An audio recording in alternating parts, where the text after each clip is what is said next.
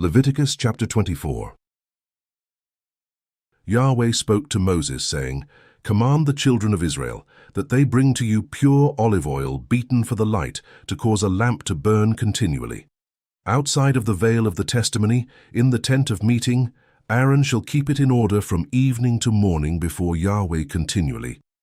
It shall be a statute forever throughout your generations. He shall keep in order the lamps on the pure gold lamp, stand before Yahweh continually. You shall take fine flour, and bake 12 cakes of it. 2/10 of an ephah shall be in one cake. You shall set them in 2 rows, 6 on a row, on the pure gold table before Yahweh. You shall put pure frankincense on each row, that it may be to the bread for a memorial, even an offering made by fire to Yahweh. Every Sabbath day he shall set it in order before Yahweh continually. It is an everlasting covenant on the behalf of the children of Israel.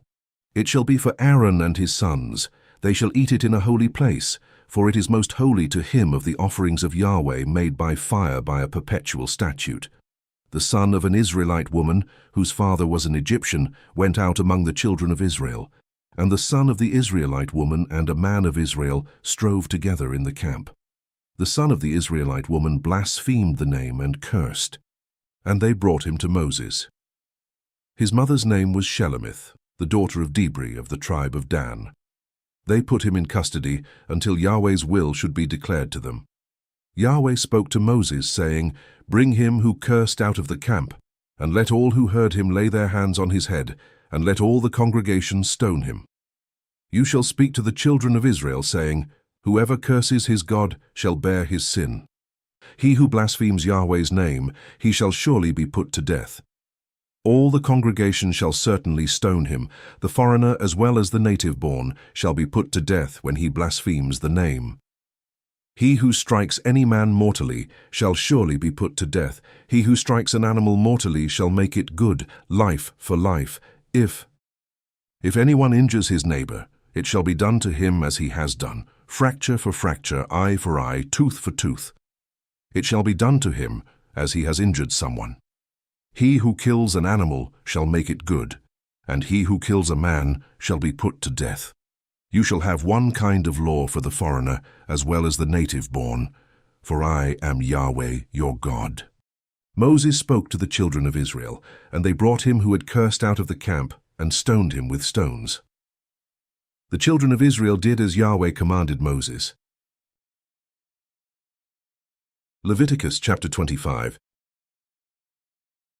Yahweh said to Moses on Mount Sinai, Speak to the children of Israel and tell them, When you come into the land which I give you, then the land shall keep a Sabbath to Yahweh. You shall sow your field 6 years, and you shall prune your vineyard 6 years and gather in its fruits. But in the 7th year there shall be a Sabbath of solemn rest for the land, a Sabbath to Yahweh. You shall not sow your field or prune your vineyard.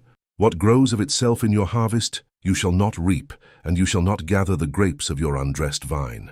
It shall be a year of solemn rest for the land. The Sabbath of the land shall be for food for you, for yourself, for your servant, for your maid, for your hired servant, and for your stranger who lives as a foreigner with you. For your livestock also, and for the animals that are in your land, shall all its increase be for food.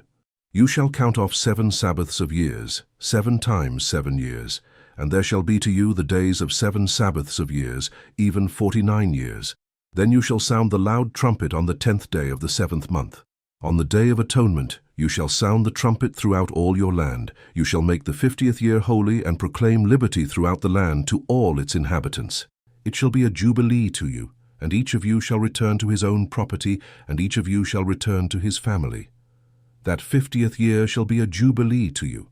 In it you shall not sow, neither reap that which grows of itself, nor gather from the undressed vines. For it is a jubilee, it shall be holy to you. You shall eat of its increase out of the field. In this year of jubilee, each of you shall return to his property. If you sell anything to your neighbor, or buy from your neighbor, you shall not wrong one another. According to the number of years after the jubilee you shall buy from your neighbor. According to the number of years of the crops he shall sell to you. According to the length of the years you shall increase its price, and according to the shortness of the years you shall diminish its price, for he is selling the number of the crops to you. You shall not wrong one another, but you shall fear your God, for I am Yahweh your God. Therefore you shall do my statutes and keep my ordinances and do them, and you shall dwell in the land in safety. The land shall yield its fruit, and you shall eat your fill and dwell therein in safety.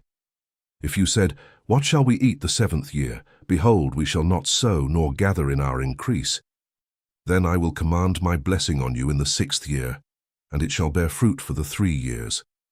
You shall sow the 8th year, and eat of the fruits from the old store until the 9th year. Until its fruits come in, you shall eat the old store. The land shall not be sold in perpetuity, for the land is mine, for you are strangers and live as foreigners with me. In all the land of your possession you shall grant a redemption for the land. If your brother becomes poor and sells some of his possessions, then his kinsman who is next to him shall come and redeem that which his brother has sold. If a man has no one to redeem it, and he becomes prosperous and finds sufficient means to redeem it, then let him reckon the years since its sale, and restore the surplus to the man to whom he sold it. And he shall return to his property. But if he isn't able to get it back for himself, then what he has sold shall remain in the hand of him who has bought it until the year of Jubilee. In the Jubilee it shall be released, and he shall return to his property. If a man sells a dwelling house in a walled city, then he may redeem it within a whole year after it has been sold. For a full year he shall have the right of redemption.